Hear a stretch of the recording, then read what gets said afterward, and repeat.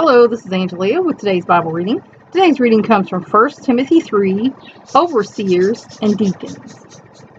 It is a trustworthy statement if any man or woman aspires to the office of overseer, it is a fine work he desires to do.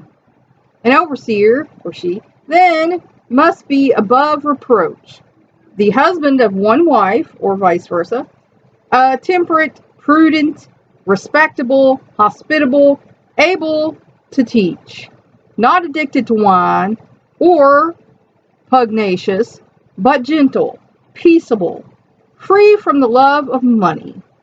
And that is good for, all ministers and deacons, at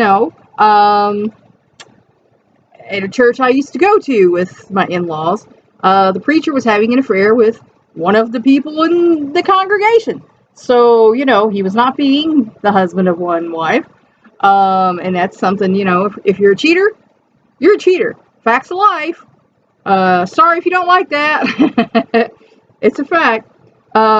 Temperate, keep your temper. There's no quicker way to not make your point than losing your temper. Prudent, you need to be, thinking for yourself, and, you don't have to be a prude to be prudent. Respectable, of course, you should be behaving in a respectable way. Now, a lot of people turn to God after they've been behaving in a disrespectful way. They realize the error of their ways. Like I said, a lot of people, we got to hit bottom, come back up. And so, you should respect them for that. I respect people who have hit bottom and come back up because they know where the bottom is. And they still choose to come up. So that's respectable in my book. I'm hospitable. I don't have any room to take anybody in. But if anybody comes, I'll talk to them. I'll do anything I can for anybody. Able to teach. But not everybody can, because some people have a problem with projecting their voice, or, seeming presumptuous, or, condescending or whatever to teach. But if you can, do it, because the world needs people to learn. Not addicted to wine or anything else for that matter, drugs or anything like that. Because if you are addicted, then that's going to be your first love. Your first love is whatever you're addicted to, and everything else is going to fall behind that. Pugnacious, we know nasty peoples. Yeah. But gentle and peaceable, like Jesus. We're supposed to put on or be like Jesus' shoes. Jesus was gentle and peaceable. He got his point across, but he was gentle and peaceable. And free from the love of money. Like I said, there are ministers who get into it, for money. And people, want money. I mean, we ain't gonna get into saying things. I don't want people to sue me. But, people who have so much money that they buy extravagant things, and, extravagant things for their pets, okay. That tells me you're not doing it for the love of God, you're doing it for the love of money. So, he must be one, or she, who manages his own household well, keeping his children under control with all dignity. But if a man does not know how to manage his own household, how will he take care of the church of God? That's something. You should be able to manage your own household. And, you should be able to keep your children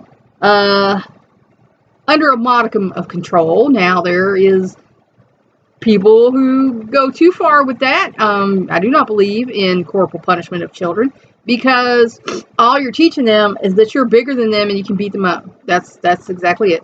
All you're going to do is wound them and teach them nothing. Logical consequences is the better way. If they broke something that cost money, you can take that out of their allowance, their Christmas money, your birthday money, whatever. Excuse me. My nose trying to run. So that they learn their lesson. And if they're doing something you ask them not to do, then they can be grounded. They can go in timeout. There are ways to discipline your child that doesn't involve beating them. I am 100% against that. And again, yeah, if you can't run your own household, how are you going to take care of the church? So, that's that old firm hand and a velvet glove thing. And not a new convert, so that he will not become conceited and fall into the condemnation incurred by the devil. Because again, devil's walking around like a roaring lion, seeking whom he may devour.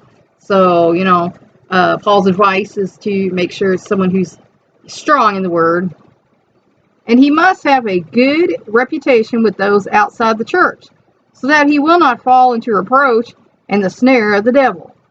Deacons likewise must be men of dignity, not double-tongued, or addicted to wine, or fond of sordid gain, but holding to the mystery of faith with a clear conscience. So again, deacons are also to be these type of people.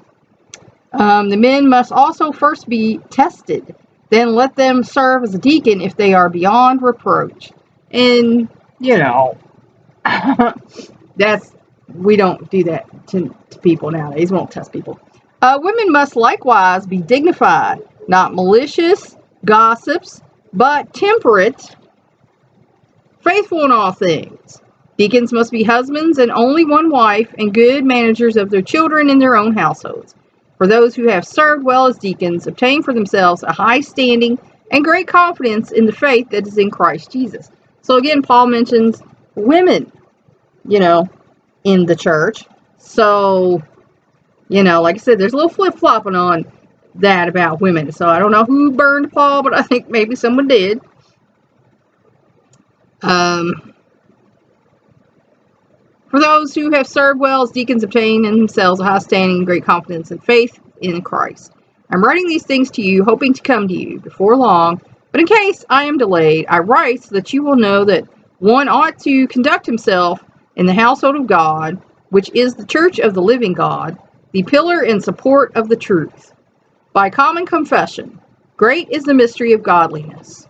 He who was revealed in the flesh was vindicated by the Spirit, seen by angels, proclaimed among the nations, believed on in the world, taken up in glory. Amen. That's all for now.